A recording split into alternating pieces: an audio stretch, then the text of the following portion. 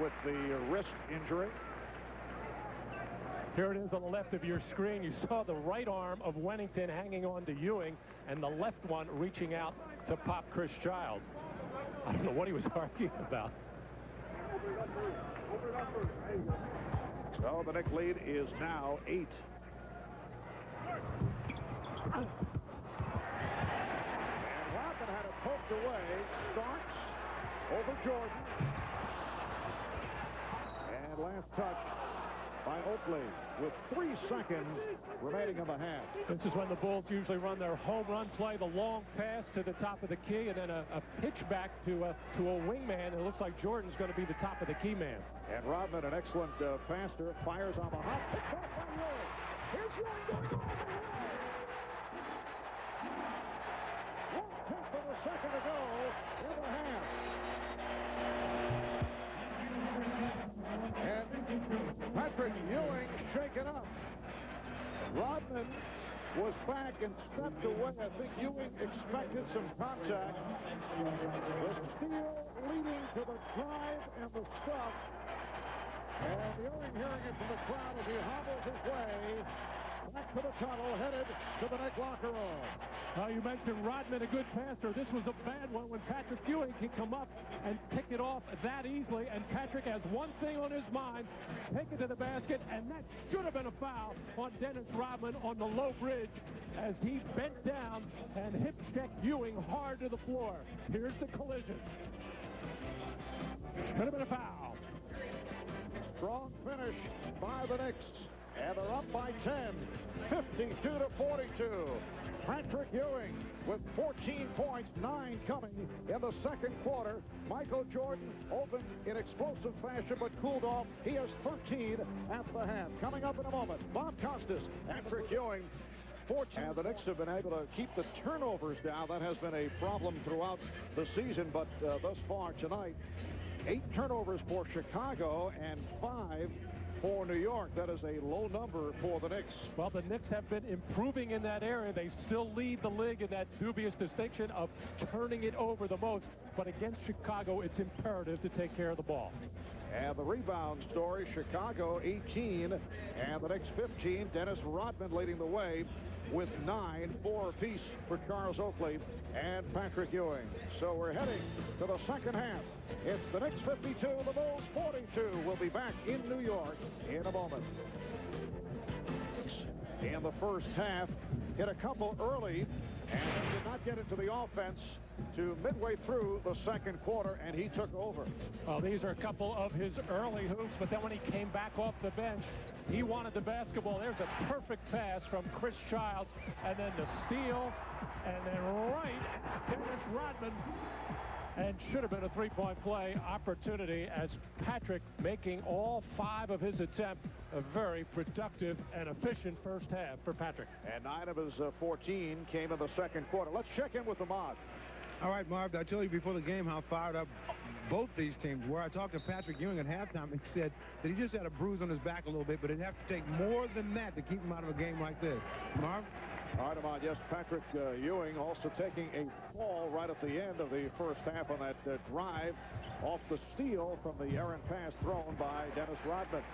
Third quarter underway. The Knicks have a 10-point lead. They've led by as many as 13. Larry Johnson trying to save it, stepped out, and the ball back to Chicago. Phil Jackson opening with Michael Jordan and Ron Hopper in the backcourt.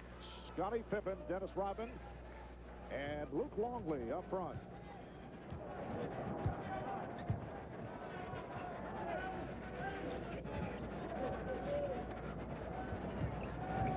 Longley playing with 3 fouls. Pippen for Longley. And Oakley with the rebound. The Bulls shot only 44% in the first half. The Knicks had 54% on 19 of 35 from the field. Boy, Larry Johnson getting the ball at the top, not even looking at the basket, trying to be a passer as Oakley gets one from the deep left corner. But it's obvious the Bulls have to get other people involved offensively, not just Michael Jordan. Scottie Pippen came out and got the first shot. He's going to have to pick it up offensively in this third quarter. And Hugh Evans with the call. Offensive foul. Foul committed by Hopper. That is his first. And a very quiet game for Ron Harper, who has not attempted a shot. In particular with Tony Kukoc out due to the injury, out with a sprained arch in his right foot. The Bulls need offense from others. Now, Ron Harper's just not the same player that he was last year. He had off-season surgery. He's not as quick or as lateral as he was defensively, and not much of an offensive threat. Patrick Ewing keeps it going with his 6th field goal.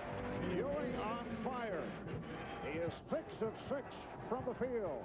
And the Knicks have opened up a 14-point lead. It is their biggest of the game. Longley lost it on the double team. Child pushing down.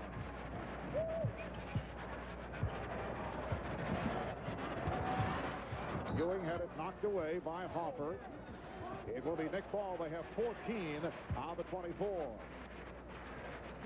There's Patrick Ewing being given some ground by Luke Longley, who has the 3 personal fouls. And Luke knows that Patrick can take him off the dribble. Dared him to take the jumper, and he put it right in his eye.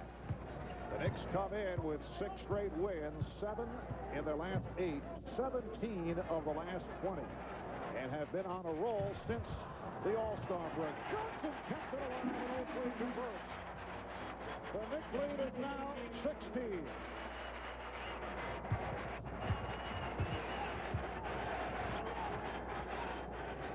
The crowd reacting to the Knicks play. A 16-point lead on the Bulls. And a foul called on Johnson. That is his second. Well, these are the kinds of plays that Chicago usually makes because of their quickness and athletic ability.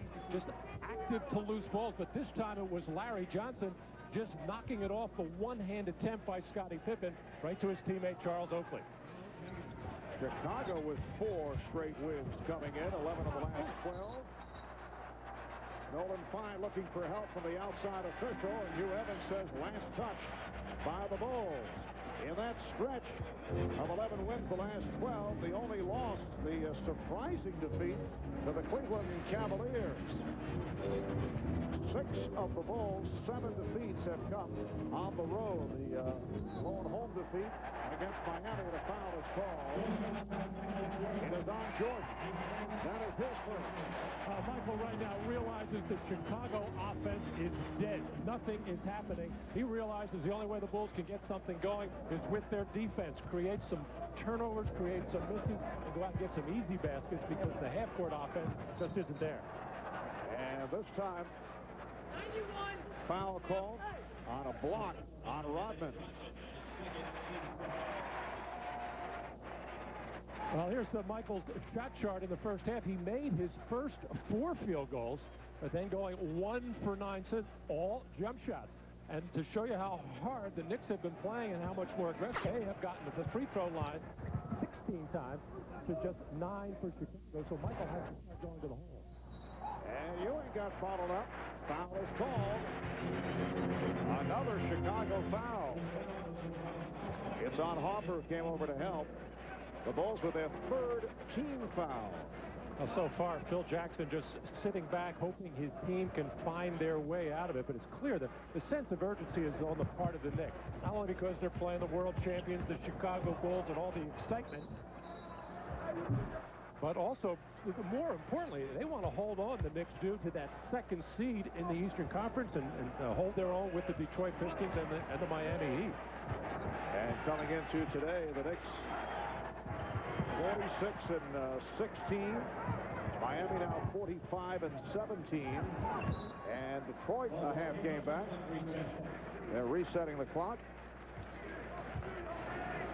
Earlier today, Charlotte defeated Miami 82-76.